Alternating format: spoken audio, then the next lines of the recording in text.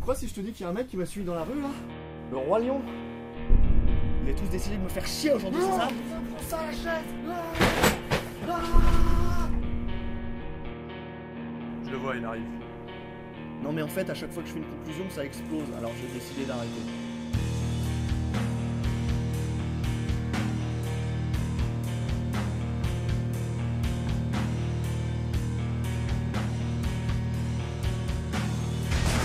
Wow! Ouais, c'est moi. Le plan enfoiré.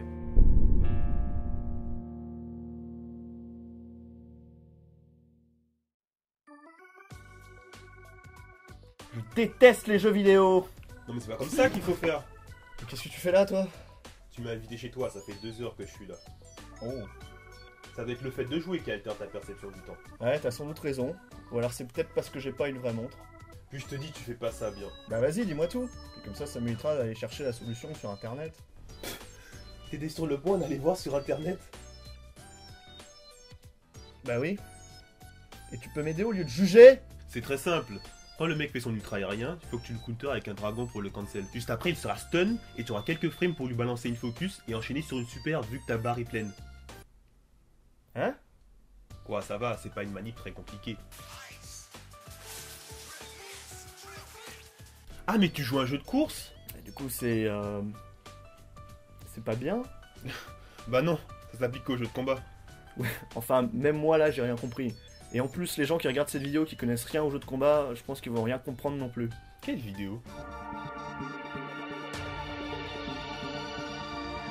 Et au fait, tu mets toujours le même pull rouge?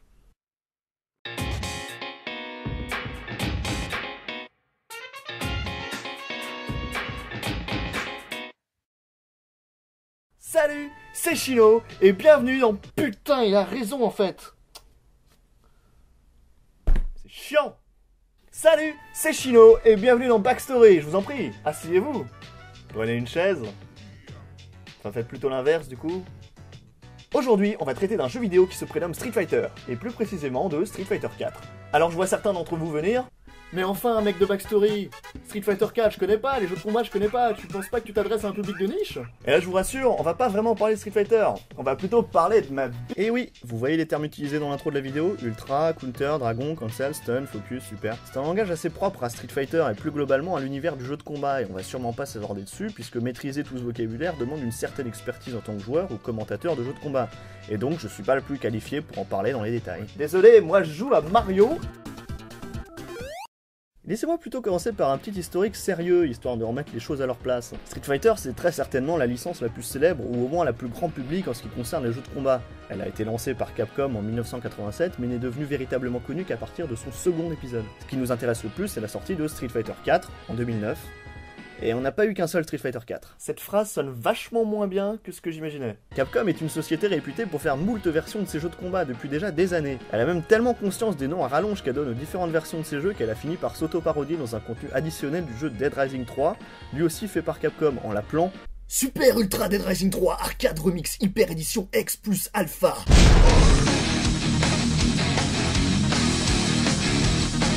Du côté Street Fighter 4, on a également Street Fighter 4, Super Street Fighter 4, Super Street Fighter 4 Arcade Edition et le dernier en date Ultra Street Fighter 4. À chaque fois, ils rajoutent des trucs. Pour ceux qui n'auraient pas compris, voici une explication simple. Ça, c'est votre jeu Street Fighter. Ça, c'est l'argent que vous allez mettre jusqu'à sa dernière version. Puce! Comme bien d'autres jeux de combat, Street Fighter base son scénario dans les grandes lignes sur un championnat mondial d'arts martiaux, mais en fin de compte, c'est le seul fond un peu justifiable pour avoir une histoire, donc même maintenant, on utilise encore cet artifice. Tu parles d'un truc original? Ta gueule, t'es moche! Qui a dit ça? Bref, ce qui nous intéresse tout particulièrement dans un jeu tel que Street Fighter, ce sont ses décors et ce qui se passe dans le fond. Et quand on fait pause sur la map monde avant que la partie ne se lance et qu'on relie tous les points entre eux, cela nous donne... un dessin qui ressemble étrangement à la lampe des studios Pixar. Oh mon dieu! Zoom dramatique! Direction le stage de la Corée du Sud, où on peut bien voir que ce pays est vraiment multiculturel, puisqu'on y retrouve des signes chinois et des signes japonais, et c'est vraiment super sympa de leur part. On y trouve également ce jeune et fougueux garçon qui est apeuré face à ce qu'il se passe. La question que je me pose en revanche, c'est qui est cette demoiselle qui l'accompagne? Est-ce sa sœur? Est-ce sa copine? Est-ce un être créé artificiellement dans un laboratoire par le père du jeune homme pour l'aider à faire les bons choix dans la vie afin qu'il puisse aller à Harvard et qu'il devienne le meilleur avocat qui ait jamais existé et qu'il puisse enfin, lorsqu'il vient d'avoir son père sur son lit de mort, lui dire « Papa, merci pour tout. Je suis si fier de toi, mon fils. Prends ma main. »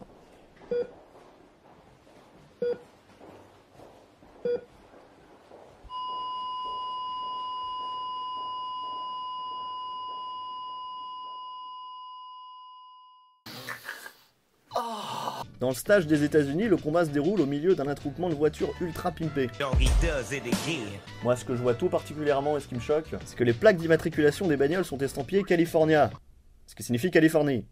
Mais que sur la map monde, qui, je le rappelle, fait la forme de la lampe de Pixar une fois tous les points reliés, c'est censé se dérouler à l'est du pays. Alors soit les gars ont prévu un petit road trip de la côte ouest à la côte est et ils sont en vacances, ou alors c'est un autre complot.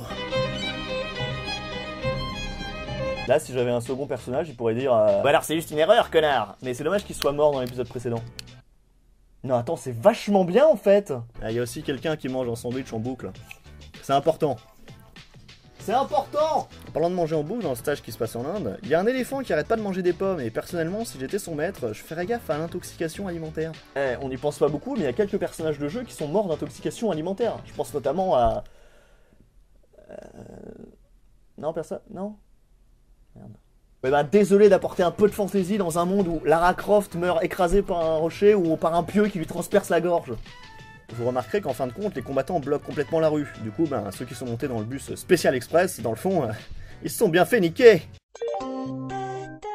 Et on reste dans le domaine des transports, on va dans un stage qui se passe dans un aéroport militaire. Alors en regardant tout ça d'un premier abord, on n'y trouve rien de spécialement intéressant, c'est même assez vide. On se rend vite compte que si les joueurs ne font rien, certaines animations ne se déclencheront qu'à ce moment-là et vice versa. Par contre le mec qui arrive pas à porter sa caisse en boucle dans le fond là, ça c'est drôle. Et si vous voulez on peut se foutre de sa gueule ensemble. À 3, on hurle tous, haha Calbero, vous êtes prêts? 1, 2, 3. C'était une feinte. Peut-être qu'en fait il transporte des matériaux très importants qui permettront à la fille de tout à l'heure de bien s'occuper du garçon qui veut devenir avocat et qui regardera son père mourir. Dans le prochain stage, on reste en Afrique, mais on va en plein désert. Donc en guise de spectateur, il n'y a plus d'humains. Certes, c'est en pleine éclipse et aucun personnage ne porte de lunettes de protection. Ils peuvent se brûler la rétine à chaque instant, mais bon, qu'est-ce que vous voulez hein. Bon, il y a bien un juste milieu, non? Par exemple, pas se battre dans le désert pendant une éclipse et attendre qu'elle soit finie. Vous savez, je me demande vraiment comment est-ce qu'ils choisissent les endroits pour se battre. Est-ce qu'ils font ça par hasard à l'arrache en pointant sur une carte? Ou est-ce qu'il y a un organisme qui contrôle tout ça? Écoutez, ma petite Sandrine, je me fiche éperdument que votre petit chat soit mort du tétanos hier soir. Vous venez travailler. Vous venez travailler. Je ne fais pas de concession. Vous venez travailler ou alors c'est la porte. C'est la porte, Sandrine. Bonjour. Ah ouais, c'est pourquoi? J'aurais besoin d'une autorisation pour savoir où est-ce que je pourrais me foutre sur la gueule avec quelqu'un. Alors, où est-ce que ce sera? Dans un volcan? Une petite ruelle chinoise? À vrai dire, n'importe où ferait l'affaire. Du coup, voilà.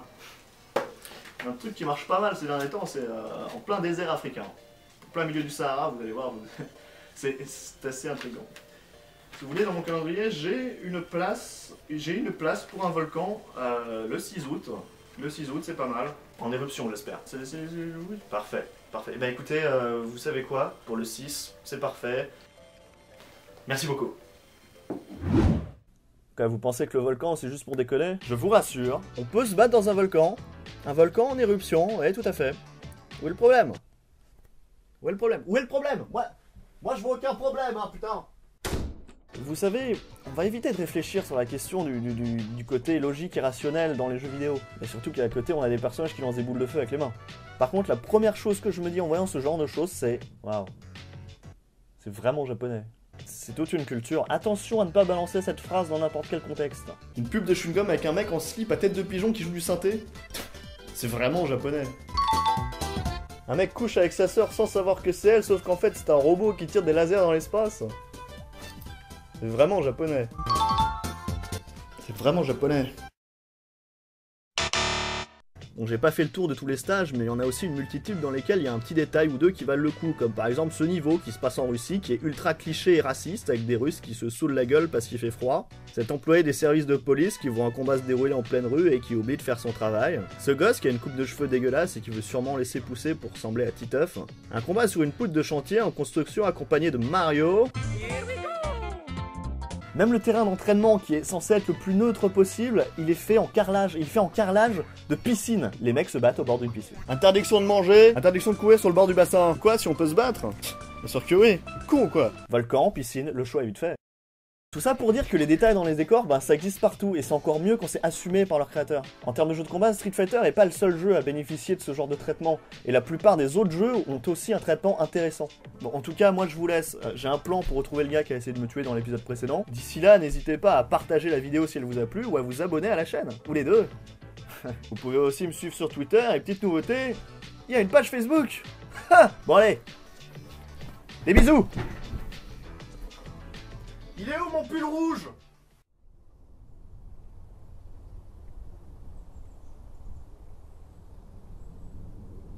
Bon, on fait quelque chose? Oui, Non, parce que je suis venu de loin pour votre truc. je viens de dire oui. Donc, si je t'ai contacté, c'est parce qu'apparemment tu m'as dit que t'étais le meilleur tueur à gages quand j'ai posté mon annonce sur Twitter. Si je peux me permettre, rechercher ce genre de choses sur Twitter, un peu bizarre. Oui bon, excuse-moi de pas être 2.0 comme vous les jeunes, hein. Faites vraiment chier quand vous le voulez, hein. Non, excuse-moi. D'avoir perdu mon sang-froid, c'est le stress, c'est... Le stress. Non mais de pas avoir réussi à le tuer tout seul, enfin bref. Moi et mon organisation, on t'a fait un petit briefing aux petits oignons, avec une photo de lui qu'on a trouvé sur internet. T'auras tout ce qu'il te faut. Alors, des questions? Non, ça me semble assez clair. Eh bah tant mieux, parce que là j'ai mon cours de Feng Shui, je vais être en retard et ça m'aurait sérieusement emmerdé que t'aies des questions. Du Feng Shui. Ouais non mais j'ai plus le temps.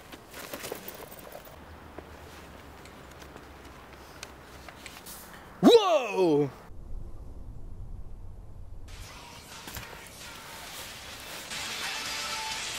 Allô? Alors qu'est-ce que ça donne? Qui c'est ce mec? Qu'est-ce qu'il veut? Pourquoi tu m'appelles? Bah pour avoir des nouvelles, quelle question? Je te vois littéralement de là où je suis.